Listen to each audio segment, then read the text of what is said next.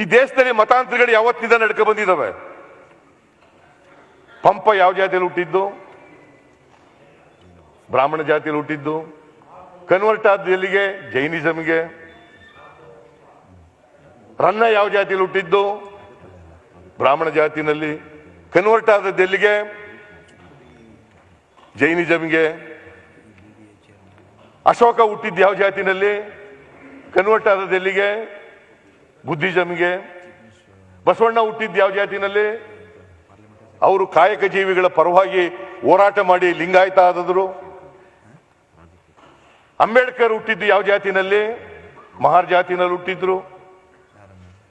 ಅವರು ರಾಜಾರೋಷವಾಗಿ ಲಕ್ಷಾಂತರ ಜನ ಸೇರಿಸ್ಕೊಂಡು ನಾಗ್ಪುರದಲ್ಲಿ ಬೌದ್ಧ ಮತ ಸೇರಿದ್ರು.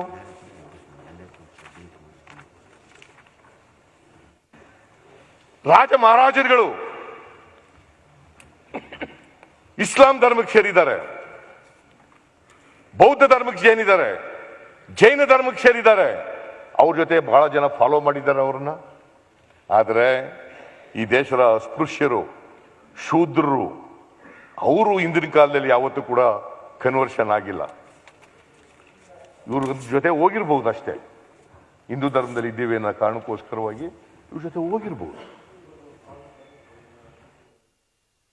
ಆದರೆ ಅಧಿಕಾರಕ್ಕೋಸ್ಕರ, ಆಸೆ ಆಮಿಷಗಳಿಗೋಸ್ಕರ ದಲಿತರಾಗ್ಲಿ, ಶೂದ್ರರಾಗ್ಲಿ, ಚಂಡಾಲರಾಗ್ಲಿ ಯಾರು ಕೂಡ ಈ ದೇಶದಲ್ಲೇ ಕನ್ವರ್ಷನ್ ಆಗಿಲ್ಲ.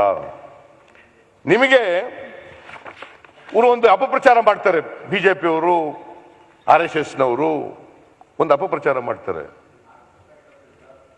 ಇವತ್ತು ಕನ್ವರ್ಷನ್ ಆಗಿ ಆಗಿ ಜನಸಂಖ್ಯೆ ಏರ್ಬಿಟ್ಟಿದೆ, ಹಿಂದೂಗಳ ಸಂಖ್ಯೆ ಕಡಿಮೆ ಆಗ್ತಾ ಇದೆ, ಕ್ರಿಶ್ಚಿಯನ್ರ ಸಂಖ್ಯೆ ಜಾಸ್ತಿ ಆಗ್ತಾ ಇದೆ, ಮುಸಲ್ಮಾನರ ಸಂಖ್ಯೆ ಜಾಸ್ತಿ ಆಗ್ತಾ ಇದೆ, ಬೌದ್ಧರ ಸಂಖ್ಯೆ ಜಾಸ್ತಿ ಆಗ್ತಾ ಇದೆ ಅಂತೇಳಿ ಹೇಳ್ತಾರೆ. ಮನೆ ಅಧ್ಯಕ್ಷರೇ, ನಿಮಗೆ ಒಂದು ಅಂಕಿಅಂಶಗಳನ್ನು ಕೊಡಬೇಕು ಅಂತಂದ್ರೆ 2001 ಜನಗಣತಿ, 2011 ಜನಗಣತಿ, ಇವರು ಜನಸಂಖ್ಯೆ ಎಷ್ಟಿದ್ದಾರೆ ಅಂತ ಗುರುತಿಸಿದ್ದಾರೆ. 10 ವರ್ಷಕ್ಕೊಂದ್ಸರಿ ಜನಗಣತಿ ನಡೀತದೆ ಈ ದೇಶದಲ್ಲಿ. 10 ವರ್ಷಕ್ಕೊಂದ್ಸರಿ ಜನಗಣತಿ ನಡೀತದೆ. ಹಿಂದೂಗಳು 2001ರಲ್ಲಿ ಒಟ್ಟು ಜನಸಂಖ್ಯೆಯ 83.86 ಇದ್ರು. ಹಿಂದೂಗಳು ಒಟ್ಟು ಜನಸಂಖ್ಯೆಯ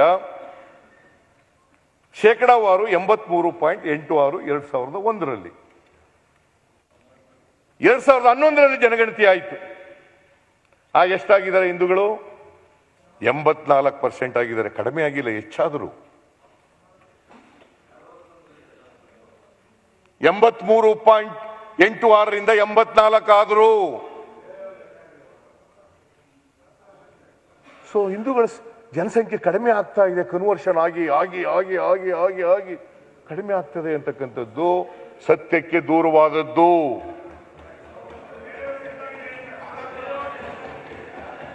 ನನಗೆ ಸ್ವಾತಂತ್ರ್ಯದ ಫಿಗರ್ ಇಲ್ಲ, ನಿಮ್ಮ ಹತ್ರ ಇದ್ರು ಕೊಡಿ. ಕೊಡಿ ಕೊಡಿ ಕೊಡಿ, ಪರವಾಗಿಲ್ಲ. ನೀವು ಕೊಟ್ಟರು ಒಂದೇ, ನಾನು ಕೊಟ್ಟರು ಒಂದೇ. ಈಗ 1951ನೇ ಇಸ್ವಿಯಿಂದ ಆಗಿದೆ.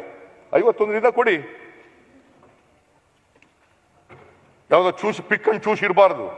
51ರಿಂದ ಕೊಡಿ. ನಮ್ಮ ಹಿಂದೂಗಳ ಜನಸಂಖ್ಯೆ ಎಷ್ಟಿತ್ತು, ಮುಸಲ್ಮಾನರ ಜನಸಂಖ್ಯೆ ಎಷ್ಟಿತ್ತು, ಬೌದ್ಧರದ್ದು ಎಷ್ಟಿತ್ತು, ಕ್ರಿಶ್ಚಿಯನ್ರದ್ದು ಎಷ್ಟಿತ್ತು, ಕುಟ್ಕ ಬನ್ನಿ. ಆಮೇಲೆ ಮನೆ ಅಧ್ಯಕ್ಷರೇ, ಇಸ್ಲಾಂನವರು, ಇಸ್ಲಾಂ ಧರ್ಮದವರು ಅಂದ್ರೆ ಮುಸಲ್ಮಾನರು 12.23 ಇತ್ತು 2001ರಲ್ಲಿ.